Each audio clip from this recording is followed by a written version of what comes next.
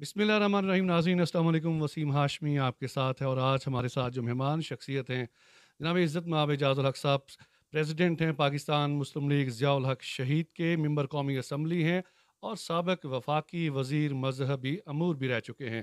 آئیے ملتے ہیں۔ السلام علیکم سر۔ جی وعلیکم السلام۔ سر کیسے ہیں آپ؟ ٹھیک ہیں جی بہت شکریہ، مہربانی۔ سر؟ 14 اگست کے حوالے سے بھی آج آپ کا ہم نے پیغام لینا ہے اور میں دو چار سوالات آپ سے مزید کروں گا۔ سب سے پہلے دیکھنے والوں کو 14 اگست کے حوالے سے کیا پیغام دیں گے؟ دیکھیں، یہ ایک ایسا دن ہے جس کو یاد رکھنا میرا خیال ہے نہ صرف ہمارا فرض ہے بلکہ اس سے سبق سیکھنا ہمارے لیے ضروری ہے۔ 14 اگست کا آپ کو معلوم ہے کہ پاکستان بننے کے بعد ایک عام سا دن ہوتا تھا، گزر جاتا تھا، کبھی چھٹی منا لیتے تھے۔ پھر جنرل ضیاء الحق شہید نے اس کو 1980s میں، ارلی 80s میں ایک جذبے کے ساتھ منانے کا طریقہ نکالا۔ یعنی کہ آپ پہلے تو صبح جب دن چڑھتا ہے تو سائرن بجتا ہے، جی بالکل 21 توپوں کی سلامی ہوتی ہے، اس کے بعد آپ 1 منٹ کی خاموشی اختیار کرتے ہیں، چاہے آپ جہاز میں ہوں، چاہے آپ ریل میں ہوں، چاہے آپ دفتر میں ہوں۔ اس کے بعد پھر تقریبات شروع ہوتی ہیں، وہاں صدر میں بڑی تقریبات ہوتی تھیں۔ پھر اب آپ نے دیکھا ہے کہ جس طرح لوگوں کے اندر جذبہ پاکستان کے جھنڈے لے کر چلنا، اپنے گھروں پہ لگانا، تو یہ سارا 1980s کے اندر شروع کروایا جنرل ضیاء الحق شہید نے، اور ابھی تک الحمدللہ اسی طرح سے جاری اور ساری ہے۔ اب اس دن 14 اگست کو ایک تو پاکستان کی جو جو جو آزادی کا دن ہے، 27 محرم کو ہماری آزادی ہوئی۔ اس کے بعد ہمیں آ، ایک نقصان بھی ہوا 1971 میں، ایک پاکستان دو لخت بھی ہو گیا۔ تو اس لیے اس دن اس چیز کا عزم کرنے کی ضرورت ہے کہ جتنی قربانیاں دے کے یہ ملک بنا ہے، اس ملک کو قائم اور دائم رکھنے کے لیے ہمیں اپنے سے بالاتر ہو کر قومی مطلب سطح پہ سوچنا چاہیے کہ جس طرح کے کینیڈی کے الفاظ تھے کہ ask not what your country can do for you, ask what you can do for your country. یعنی یہ نہ پوچھیں کہ آپ کا ملک آپ کے لیے کیا کر سکتے ہیں، آپ یہ بتائیں کہ آپ ملک کے لیے کیا کر سکتے ہیں۔ تو آج میں سب سے کہوں گا کہ 2 منٹ کے لیے ذرا سوچیں، آج جشن آزادی کا جب ٹائم آ رہا ہے، کہ کیا ہم نے پاکستان کی بہتری کے لیے کچھ کنٹریبیوٹ کیا ہے؟ کوئی پودا لگایا ہو، کسی غریب کی مدد کی ہو، کسی کو سڑک کراس کروائی ہو، کسی پہ ظلم ہو رہا ہو تو اس ظلم کو روکنے کے لیے اپنا ہاتھ آگے بڑھایا ہو، یا پھر پاکستان کی ترقی کے اندر ہم نے کیا کنٹریبیوٹ کیا ہے؟ یعنی کہ پاکستان سے حاصل تو ہم نے سب کچھ کر لیا، ورنہ آج پاکستان نہ ہوتا تو مجھے نہیں معلوم کہ آج آپ ہندوستان میں دیکھ لیں مسلمانوں کا کیا حال ہے، تو آپ کو پتہ لگ جاتا۔ اور جو لوگ یہ دو دو نظریہ کے خلاف آئیڈیالوجی پاکستان کی جو ہے کہ اس کے خلاف ہے، ان کو بھی یہ پتہ ہونا چاہیے کہ پاکستان جو ہے وہ کس مقصد کے لیے بنا تھا اور کس موٹو کے تحت بنا تھا، کہ پاکستان کا مطلب کیا، لا الہ الا اللہ محمد رسول اللہ۔ اسی کو لے کر جب تک ہم آگے چلتے رہیں گے ہماری کامیابی رہے گی۔ جب ہمارا قبلہ جو ہے وہ مکے اور مدینہ کی طرف ہوگا، ہماری بہتری کی طرف ہم آتے رہیں گے۔ اور جب ہم اپنے آپ کو کسی اور کے آگے جھکائیں گے تو اقبال نے کہا تھا نا کہ وہ ایک سجدہ جو ہے جسے تو گراں سمجھتا ہے وہ ہر دیتا ہے آدمی کو نجات۔ تو اس ایک سجدے کے لیے یہ ملک ہم نے بنایا تھا، اور اسی سجدے پر ہمیں قائم رہنا چاہیے۔ اعجاز صاحب، موجودہ سیاست پہ بات کرتے ہیں۔ پاکستان مسلم لیگ ضیاء الحق شہید جو ہے، آپ کے پاس ایک واحد سیٹ ہے۔ کسی دور میں عمران خان صاحب کے بارے میں یہی کہا جاتا تھا کہ یار اس شخص کے پاس ایک سیٹ ہے، یہ آگے جا کے کیا کرے گا۔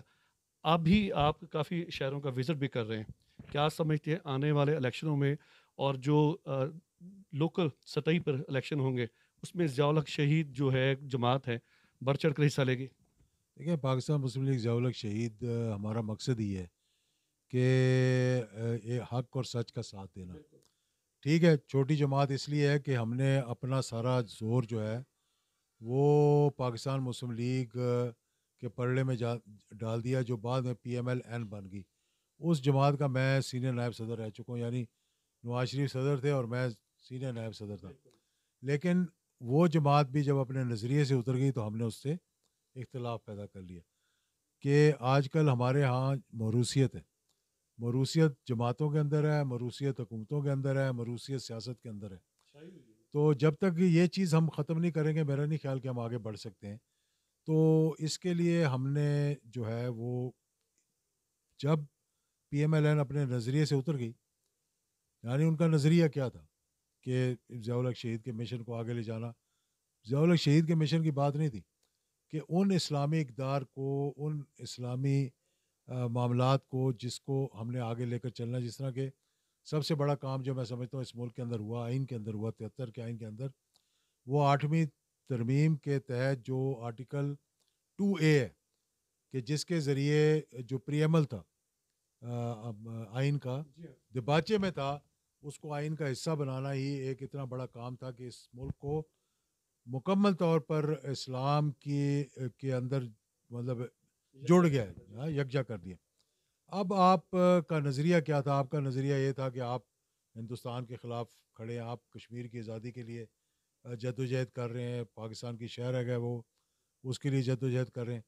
تو جب اس حکومت نے، اچھا اختلاف کیا تھا ہمارا؟ اختلاف یہی تھا کہ ہمارا پیپلز پارٹی کے ساتھ اختلاف تھا، نظریاتی اختلاف تھا کہ انہوں نے سکھوں کی فہرستیں اٹھا کے ہندوستان کو دے دی، سارا ستیہ ناش کر دیا کشمیر کا، اس کے بعد سے وہ ظلم شروع ہو گیا۔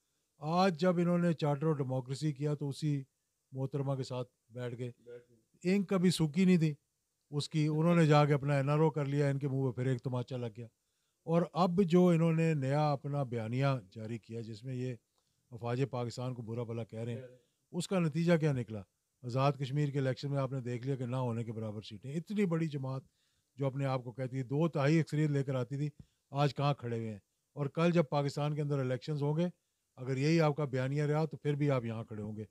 تو ہمارا جماعت جو چھوٹی ہے وہ اس لیے تھی کہ ہم نے اپنا سارا زور ان کے پڑھنے میں ڈالا ہوا تھا۔ اب الحمدللہ ہم اپنی جماعت کو اپنے پیروں پر کھڑا کر رہے ہیں، ہم نے بہت سی جگہ نئے دفاتر کھولے ہیں، اور انشاءاللہ آنے والے الیکشنز میں یہ دوسری بڑی جماعت بن کر ابھرے گی انشاءاللہ پاکستان کی۔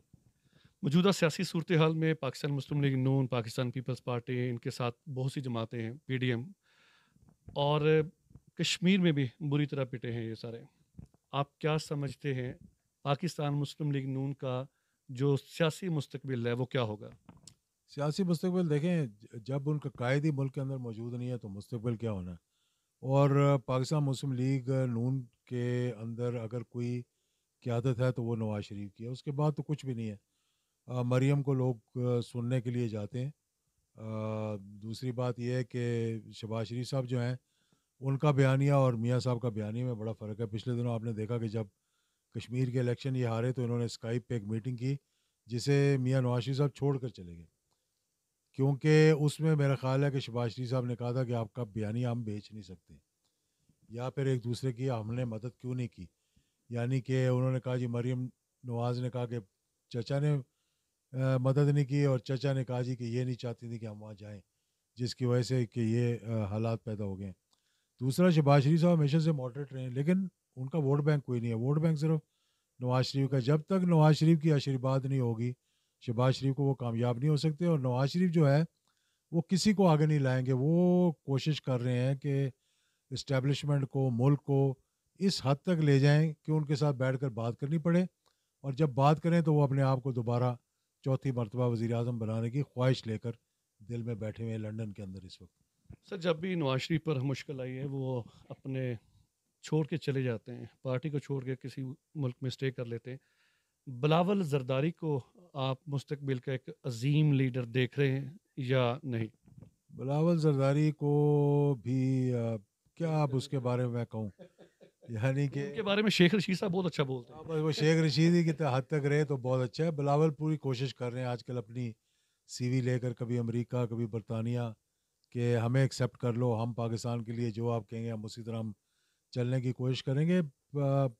آصف زرداری نے پیپلز پارٹی کے ساتھ وہ کچھ کر دیا جو کوئی آج تک اپوزیشن نہیں کر سکی، اور بلاول کو بھی میں سمجھتا ہوں کہ جب تک سندھ میں ان کی حکومت ہے، جب تک تو میرا خیال ہے کہ تھوڑی بہت پذیرائی ملے گی، کیونکہ وہ سارا جو پیسہ اکٹھا کر رہے ہیں، جو مال بنا رہے ہیں، جو سیاست پہ خرچ ہو رہا ہے، وہ سب حکومت کا فنڈ ہے۔ جہاں پہ برسی تک جو منانے جاتے ہیں محترمہ کی، اس میں بھی وہ زکوٰۃ کے اور وہ کیا نام ہے اس کا، بیت المال کے کروڑوں روپے خرچ ہوتے ہیں۔ مطلب یہ تو مطلب بلیک اینڈ وائٹ میں آ چکا ہے کہ 40 کروڑ ایک مرتبہ نکالے، 27 کروڑ ایک مرتبہ نکالے، یہاں تک کہ اپنا مزار جو بنوایا وہاں پر اس پہ بھی حکومتی پیسے لگائے۔ تو جس دن ان کی حکومت سندھ میں ختم ہوگی، آپ سمجھ لیں کہ یہ پھر بلاول کہیں بیٹھے ہوں گے UK میں، اور زرداری صاحب جو ہے وہ تو ویسے ہی اس وقت مطلب صحت ہی ٹھیک نہیں ہے، اللہ تعالیٰ ان کو صحت دے، نہ وہ سیاست کرنے کے قابل ہیں. ابھی لاہور آئے تھے پچھلے دنوں کوئی ایکٹیویٹی دکھانے کے لیے، لیکن پتہ نہیں کس وجہ سے آئے تھے، نہ کوئی ملا ان کو اور واپس چلے گئے وہاں سے. اعجاز صاحب، موجودہ گورنمنٹ اور افواج پاکستان کیا ایک پیج پر ہیں؟ وفاق پاکستان ہر حکومت کے ساتھ ایک پیج پہ ہوتی ہے جب تک کہ وہ حکومت اپنے پیج سے اتر نہ جائے یا اس کو پھاڑ نہ دے. تو فوج پاکستان کا کام ہی حکومت کو سپورٹ کرنا ہے، آئین کے تحت چلتے ہیں، لیکن پاکستان پہلے آتا ہے، اس کے بعد ساری چیزیں آتی ہیں. جب کوئی حکومت پاکستان کے خلاف اقدام کرے گی تو فوج پاکستان کا فرض بنتا ہے کہ وہ پاکستان کی نظریاتی اور جغرافیائی سرحدوں کے محافظ ہیں، تو اس حکومت کو وہ چیک کریں. عمران خان صاحب کے بارے میں کیا کہیں گے؟ عمران خان صاحب محنت کر رہے ہیں، بہت اچھی طرح کر رہے ہیں، ٹیم بہت نکمی ہے. یعنی کہ ہم کہہ سکتے ہیں کہ آنے والے الیکشن میں آپ ان کے ساتھ ہوں گے؟ نہیں، آنے والے الیکشن میں دیکھیں، ہمارا تو ابھی اپنی پارٹی کو ہم کھڑا کر رہے ہیں، بس دیکھیں گے کون سی جماعت کے ساتھ ہم نے کرنا ہے. ان کو ایک دو چیزوں میں ہم نے سپورٹ کیا ہے، جو انہوں نے بڑے ڈٹ کے کہا کہ ایبسلیوٹلی ناٹ، وہ مجھے پسند آیا، میں نے اس کی تعریف بھی کی ہے. لیکن جو مہنگائی ہے، بے روزگاری ہے، جو لا قانونیت ہے، اس پہ ان کو توجہ دینی چاہیے. اپنی ٹیم کو اچھے لوگوں کو سامنے لانا چاہیے. جو پیراشوٹ سے اترے ہیں یا اتر رہے ہیں ان کو ایسے عہدے نہیں دینے چاہیے جس پہ کہ وہ کام نہ کر سکیں اور پھر بریف کیس اٹھائیں اور ملک سے باہر چلے جائیں. نہیں ہے نا امید اقبال اپنی کشتے ویراں سے، ذرا نم ہو تو یہ مٹی بڑی زرخیز ہے ساقی. اعجاز صاحب، ہم سے بات کرنے کا بہت شکریہ. بہت شکریہ آپ کا، انشاءاللہ آپ کا چینل دیکھتے رہیں گے، اور دوستوں سے بھی کہوں گا کہ آپ کا چینل سبسکرائب کریں بہت شکریہ سر، تاکہ آپ دن دگنی اور رات چگنی ترقی کریں. بہت شکریہ سر.